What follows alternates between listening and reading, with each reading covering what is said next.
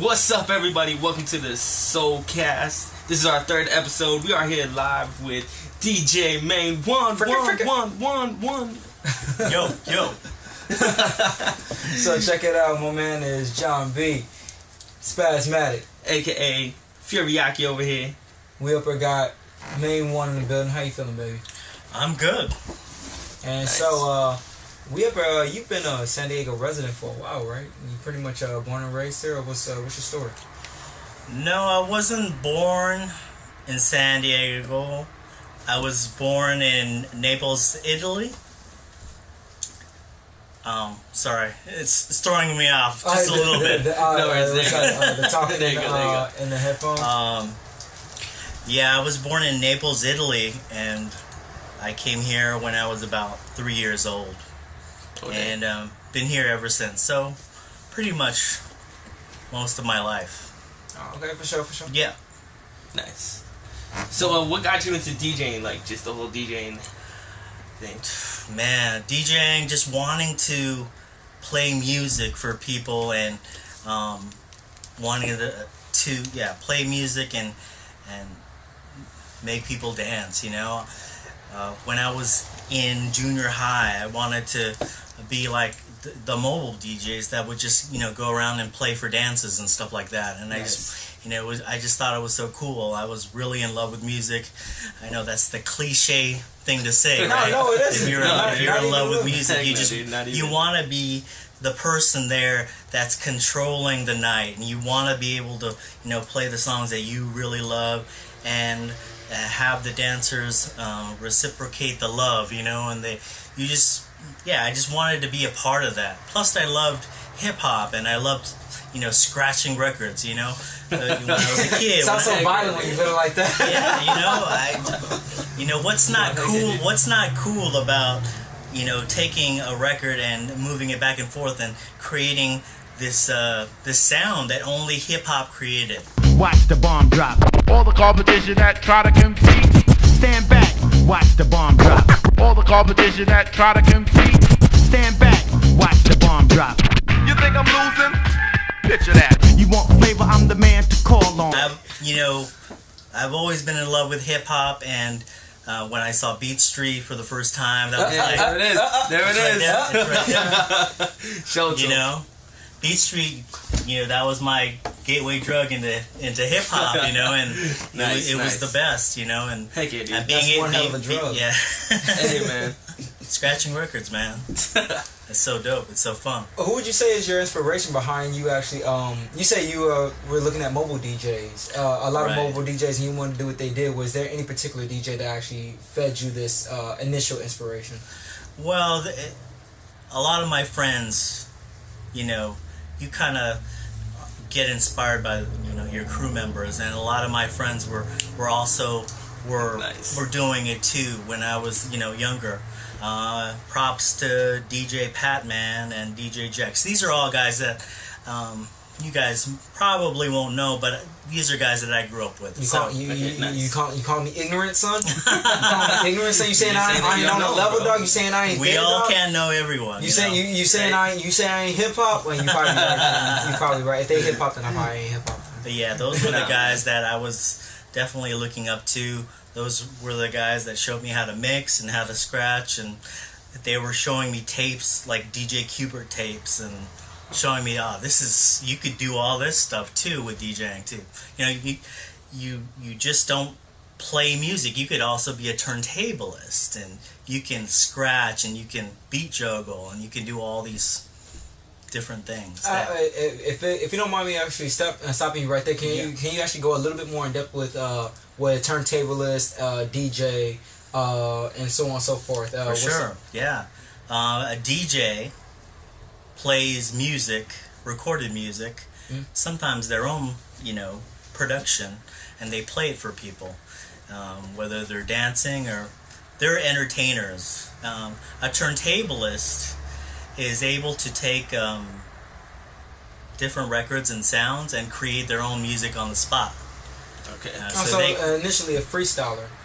For what you would have I for wouldn't say so, because a turntablist is manipulating the music so that it's completely different from what they're doing. So they're not just playing records; they're scratching, they're maybe manipulating the record so that it's making music.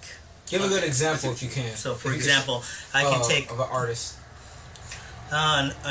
Turntablist DJ Babu is pretty famous. So if you want to look up DJ Babu from the Beat Junkies, DJ Qbert, the Invisible Scratch Pickles, those are all well-known, famous dudes. So DJ Babu, I gotta get I gotta get DJ Babu, DJ Qbert, and these are the guys that, their crews, they're able to like beat juggling. For example, you can take two records of like, let's say Nas is like, the song Nas is like. Yeah. So you can juggle those two.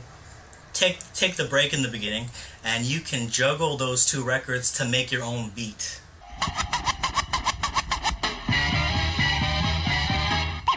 Ladies and gentlemen, the ITF World Champion, the world famous Beat Junkie, on the ones and the twos, DJ Redmatic, Babu, Melody, G.R.A.C.E. Set the show, all you whack DJs, how it's really done. Are you ready for start time? Check it out. It's going down. Bring it, bring it, bring it, bring it, bring it.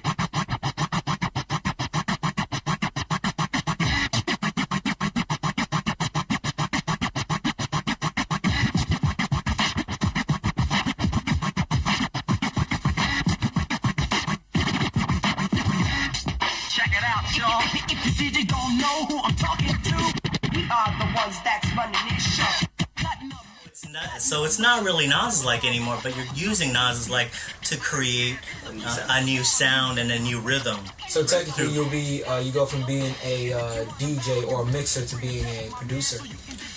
Kind of, yeah. So on the spot producer. On the spot musician. That's absolutely amazing. I mean, I've seen DJs that have done such work, but I've never actually seen anybody actually like go completely on spot and create an entirely new song. I mean, at least not as far in depth of what you're actually mentioning. And to somebody with that kind of skill set or somebody with that kind of skill level, my God, that's almost like being like a master pianist or a violinist. Crazy. So that's literally hip hop's instrument. Is the turntable. Yeah, using the turntable as an instrument. Yeah, and I would, if you want to get more into it and see it happen, look up like the DMC championships. So, DMC championships. Yeah, that's those are the DJ competitions. Yes. It's been around since maybe the mid '80s. We're out in New York. We were back out in New York for the Rock City 40th anniversary. Actually, he's actually wearing the shirt. Nice. Marketing. Crazy Legs. Crazy Legs. Check it out. Legs. Yeah. Phoenix. Why not? All them cats. Yeah. So anyway, nevertheless though, we were out at Rock City 40th anniversary and we were at Summer Stage. Cool. And they were passing out flyers for DMC. And I thought it was like Run DMC, and someone was like, oh yeah, they're getting ready to have a concert. And it said at the bottom of DJ competition. Yeah. And so I guess they and I saw that Serato sponsored. Cool. Is that correct? Because from what I understand, is that Serato's? Is that Serato's event? Would you know? I wouldn't know. Okay, so maybe they're just a sponsor. Maybe it's Serato's event. I just know it said a lot. There was a lot of Serato on there, but nevertheless, that's really tight. Now, like what's the people? Do people really know about that too much outside of DJs? I would say there is small percentage of people that know about turntablism. I think in the 90s it was a lot bigger than it is today. But today is more like a niche. Yeah. Why do you think it that whole culture changed? Good question. I think that's a really good question. I'm not sure there were enough people out there that just appreciated hearing that a lot. Right. I mean, in the 90s, you also had turntablists that were making their own records too, their own albums, and the entire albums were based off of scratching and just Right. what they were doing. I'm not sure there was a crowd big enough for that. Right. So it kind of died a bit. Okay. People are still doing it. Oh, obviously. You know, people are still into scratching and beat juggling, and they still have the DMC championships. Right. How long has that been going on for? About since '85, maybe. Have you ever gone out for it? I've tried. I've entered the battles, but I've never won. So we have, you have certain regionals that you have to go through, but I've never made it past the regionals. But I've always loved it, though. Nice. The process and the journey is the most important thing. Right. Not saying that's loser talk.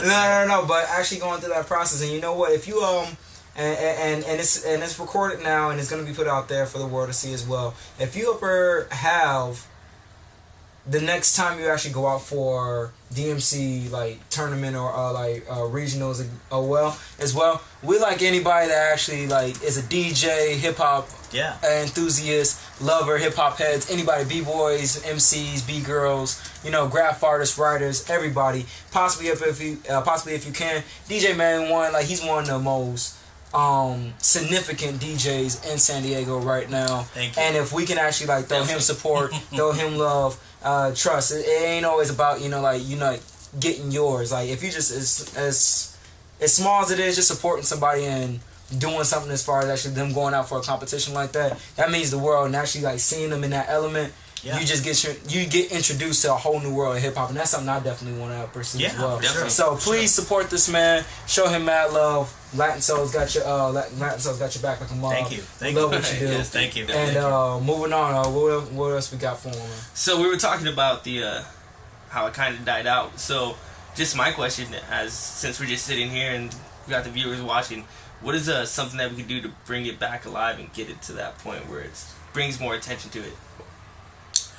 Well, I think, well, you were saying, earlier, just a moment ago, that, when these events do happen, to support the events, and if you are a lover of hip hop, then come out and support and check it out. I'm not saying you're gonna like it and keep going, but just try, right? Right. Try something. Always gotta try something new, right? Yeah, and they do. It's not, like I said, it's not completely dead. Within the last couple of years or so, they have. You have all these portable turntables that have come out, and people have these portable record players, and they're just starting to scratch. It's a good thing because people can bring them wherever they want and just scratch anywhere they want. So it's kind of becoming somewhat big in the DJ scene. Nice. Yeah. So let's take it back now. Way back in the time. Back in the time. So let's just go over the history of just hip hop DJing, because we can go over DJing overall, but let's just go over just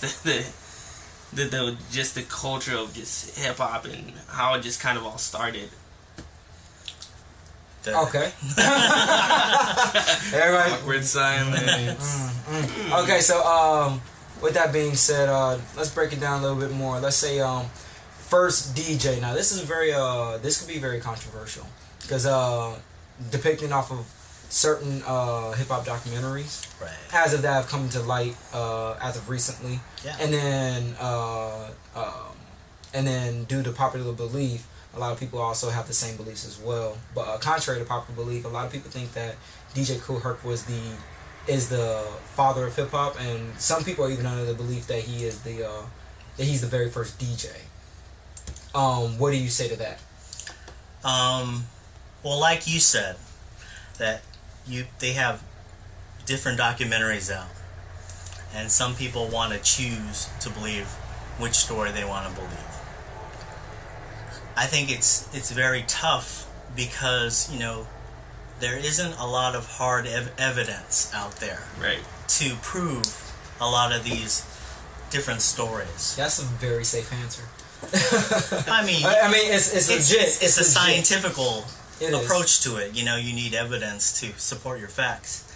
The story that always seems to come up by a lot of people, and the story that has come up, you know, when I was growing up and learning about all this stuff, was that Kool Herc was the first to throw his party for his little sister in 1973 in 1520 Sedgwick Avenue in the West Bronx. August. So because of August 11th, so that's the story that most of the time comes up. And why is this significant to hip hop? Well, Herc was playing breaks. He was playing records that weren't on the radio. He didn't want to play the disco classic that everyone else was playing.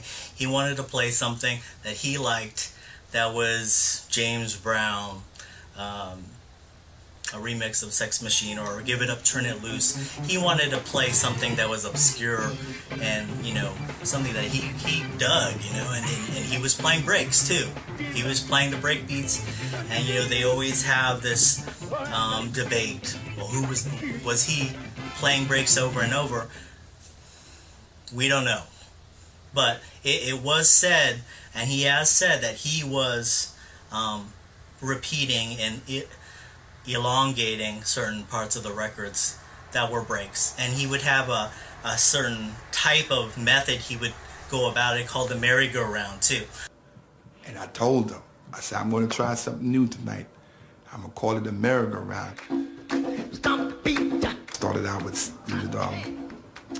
James Brown, clap your hand, stomp your feet. That part right there, when the break, boom, I had to come in with bongo rock.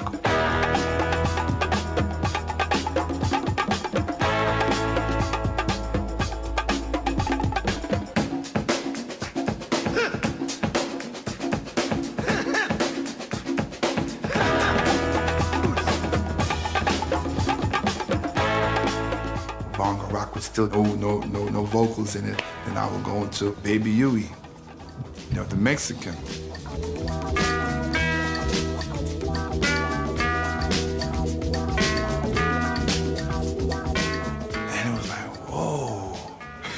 I think we got some here, you know, because people was like, oh, whoa. Everybody play a break and then play a different break too, from another record. And sometimes he would just, you know, loop them when he had two copies. So the story that I'm prone to believe, even though there isn't a lot of hard evidence, but the story that always comes up is the Kool Herc story. Definitely. And why is that significant to hip hop? Well, you have other stories like, you know, DJ Flowers was the first. But the difference between Brooklyn and the Bronx, in my opinion, of course, was Herc was playing the break beats and the funk and the soul and the rock and the break beats, while the other DJs, so-called first hip hop DJs, were playing disco. And disco was popular. So of course can I curse? I mean, I'm gonna end up beeping. Nobody gives a shit. Well, you know, a lot of disco was the Justin Bieber of the time. That was the popular stuff. That was your way of cursing, my guy. You were so beautiful. I refrained from it. But that was pop music back then. Was disco. You were playing the disco records. Why is Herc different? He wasn't playing disco. He was playing the stuff that eventually led to b-boying, to MCing. That's why Herc should, you know, be credited in that. And that's that's my opinion. Is your personal opinion. Oh yeah, totally.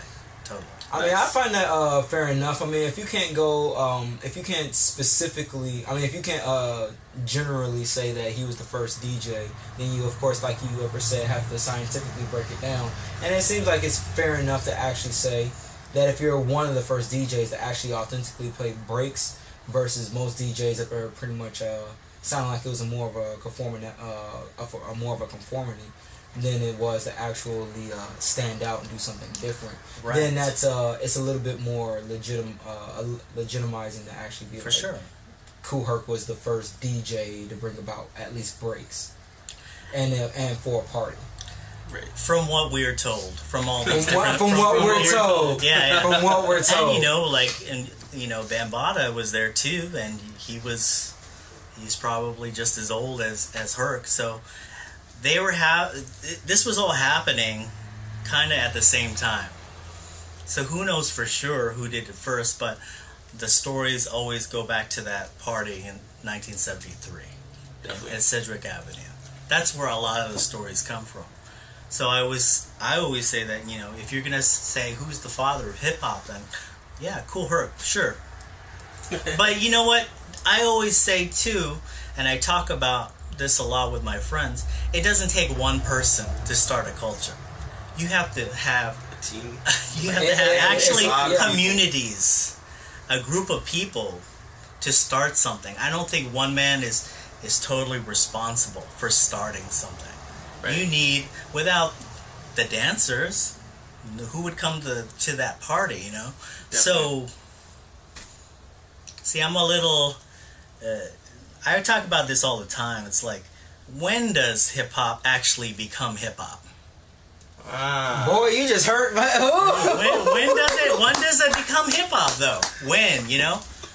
Do you count that's a question 70? for the viewers, guys. You know, Yeah, that's a does serious question. 73. You know, because you have different things going on, but when does it officially, you know, Bam calls hip hop, the culture, hip hop in like 81 or 82. So is that the official date? Or do we count the 70s where it's kind of still coming together? It's not hip hop yet until hip hop as we know it, the culture, 4 elements. Bam calls it hip hop in 82 or 81. I think it was 81. But he had to package it, kind of. It was a packaging thing where he had to, you know, sell it around so they could tour and go around the world. This is hip hop. It's, you know, graffiti writing, it's breaking, it's MCing and DJing. So Right. it's all one thing. That's a So, good question. You know, So is hip hop in 73? Do people agree to that? There's some writers you talk to. Some writers, they don't even want to be they don't want to be they don't want to be associated with even hip hop, because to them it was a completely different thing. we were in Seattle and we actually heard that same exact thing. We heard that same exact thing from there's a series of bombers and graph and writers out there in Seattle. Yeah. They have their own little community, and from what I remember, if I remember the story correctly, the people that we were hanging out with knew the story of hip hop. They already knew like ups and downs and the ins and outs. Yeah. But from what I understood, the writers and the graph artists were separated from the hip hop culture. They just created their own culture. They separated themselves. Right. And for what reason I can't remember why, but out in Seattle they were we were told that they were separated. They just made their own community for some. I'm not too sure if it was a controversial reasoning, but it was. And I was like, wow, They separated themselves just recently? I'm not too sure as far as date wise, but Okay. we have been out there recently as April. I think it was for the Massive Monkeys event. Oh, okay. So we're out there for Massive Monkeys, and yeah, they just told us that they were like separated themselves. Because when they saw us they came out to an event with us. A couple of them came out to an event with us, and then they were like shocked at everything that they ever saw, because it was a breaking event.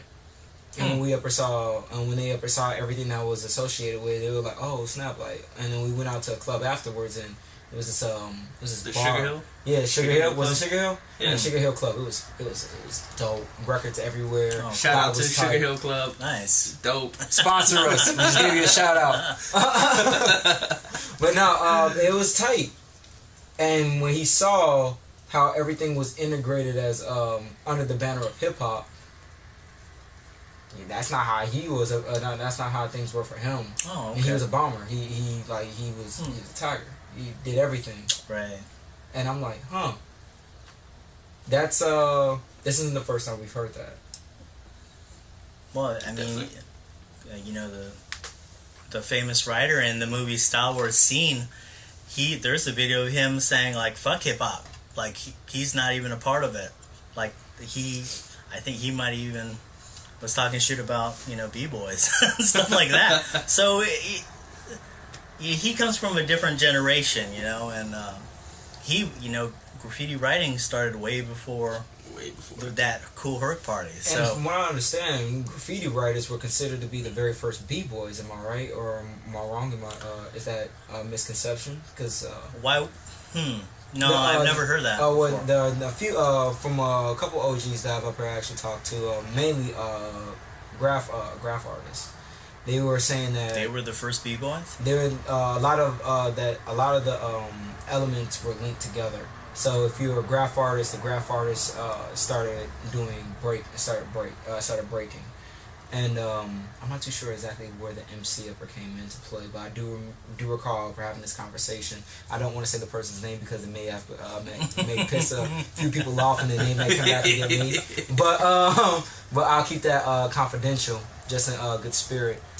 But but he was up there saying that graph artists were the first b-boys. I'll say that. That's fine. They said that the graph artists were the first b-boys. I wouldn't agree to that, but I will say that there were people that were doing multiple elements, and you know, yeah, you had b-boys that were writers, and you had DJs that were writers too. Famous one was Dez. I don't know if you guys remember him from Star Wars. He was the one that was, you know, showing off his little buddy who he was teaching. Right. And Dez, he's the one rapping in Star Wars. He's doing the message. And now he's a famous DJ G.R.A.C.E. So I don't know if you guys know who that is, but he's on the radio and big time. Nice. So back then you had guys that were doing multiple things, you know. Definitely. Yeah. Oh wow. Fury, go ahead, man. I just had a few little mind blows right there. I mean, because we hear stories we hear stories, but never like that. You know what I mean? We don't get definitely gets you thinking. It's nice to hear from someone of the I don't want to say older generation. I'm going to say that, but because you look fine, you look gorgeous. Thank you. But so youthful. But the thing is that we're a younger generation that is eager for information. For sure, yeah. And then, but also totally, with that eagerness for information, there's just like I wasn't too sure exactly where the person that I was quoting is coming from. Right. There's information that we may be told, and it may very much be indeed inaccurate. So hearing this is actually pretty refreshing. It's nice to hear a different perspective. And who's to say that my information is accurate? But it's just different perspectives, like you said. Well, you lived about it quite much more than we have, just given just age in general. Right. I'm already about 20 years into being a part of hip hop culture. My brother brought me in. Nice. With his we had a ritual and it was really tight. We had a ritual. This is back with cassette tapes. It was back with cassette tapes, but our ritual started with CDs. My brother used to wait for every single album that ever got released from from underground artists. He loved underground artists. J Dilla, Talib Kweli. Yeah, for sure. Tribe Call. Everything. So every single time he ever got a CD, came into the house, walked past my room. My room was the first one. Threw the CD into my bed, grabbed the CD, unwrapped the plastic, put it in my computer, put it in this drive, burned it, got done, threw it on his bed. He grabbed it, put it in the CD player. We listened to the music at the same exact time. Nice. This went on for like years. Awesome. And then I got into dance.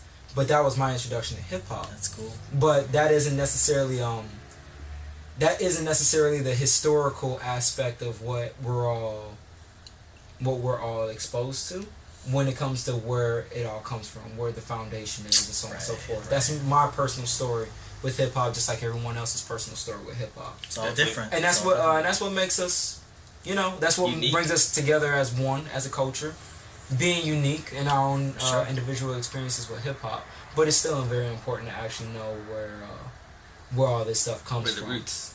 We all got to know our roots. So Yeah, with that definitely. being said, you having much more experience in the. Ooh, I need to stop messing around with her. Anyway, let me stop. I quit. It's just a hair. You being around makes things a lot more.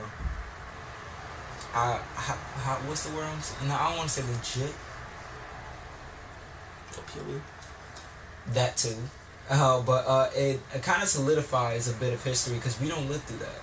Right. And the younger generation that we're trying to reach out to as well, they haven't lived through those time periods.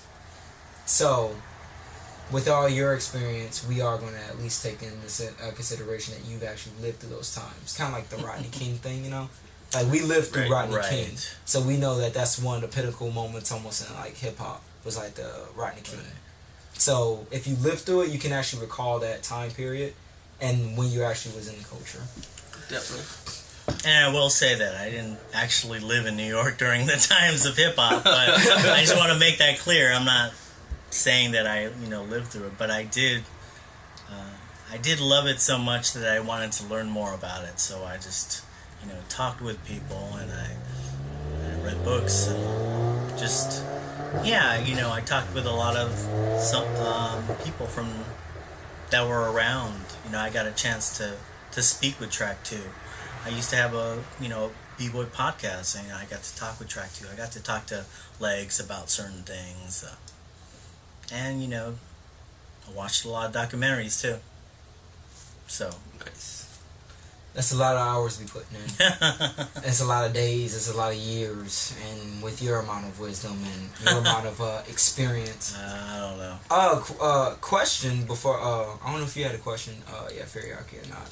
Because I think no, not right now. But this is gonna be our last question before we cut off into a break. Okay, beautiful. I'm glad that you're keeping. I'm glad you're keeping time because I was like getting lost. I'm getting lost in this. You dragged me into your world. Cool, man. Last question before break. Have you ever delved into any of the elements of hip hop outside of DJing? I can say that I've done it all. Yeah. Hey. That's tight as hell, yeah. That shit is tight as hell. Confidently, I've done it, and we obviously know which one's your favorite. right. Actually good at.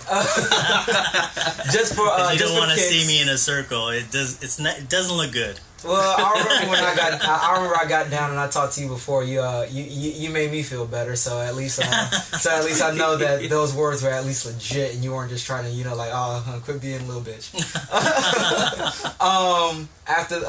Okay, so just for kicks, outside of DJing, what's your favorite element outside of DJing? Outside of DJing, I love graffiti art, and I love rock. Ah, damn! I thought you were gonna say breaking. It's all good. We show the ground some love. We show Ryder some love. Breaking is hard, man. It's a hard dance. I would say all of the elements are are difficult, but I think breaking it's a hard dance. You have to deal with balance, and you have to deal with your stamina and strength. You can't be weak and be there are certain things you have to do to get your body to do certain movements, and it's not an easy dance. It's extreme. Well said. Plus to stay on beat. Because if you consider breaking a dance, you better be on beat. Of course. Definitely. Oh yeah. Yeah, that's a huge problem. And that's normal dancing. You better be on beat. Otherwise, you're not dancing. You look like a clown. Yeah. One thing actually kind of funny. when it comes to DJing, I think the same exact thing. You have to be on beat. You can't. DJing to me There's is no time that's for the heart, yeah. that's the flow of everything. I mean, of course you need the b-boy, but without the hype DJ, man, it's like it's nothing without the DJ. And DJing, just like piano, just like violin, just like bass, just like the cello, anything that has to do with music, that is our instrument. That is hip hop's instrument. That's ours. And I think that is. For you to master DJing is almost being like a master pianist. The ones that get paid like hundreds of thousands of dollars to play like one ballad or like like a symphony for like a huge hall and theater. Right. DJs can do the same exact thing because it takes the same amount of training. You gotta be able to study the notes and fills and everything like that. But I'm gonna go on a tangent because I love that subject. Let's come back to that one after the break. Yes, definitely. I hope you guys enjoyed the video podcast. If you're interested in hearing us talk about any particular topics, leave a comment in the section below. Hit that like button. It's free to click, so then hit the subscribe button and ring that bell button so you can get all the notifications about our channel. And even if you don't love us, we still love you because that's hip hop. Peace. Now that's hip hop. Ooh, Papi, you good.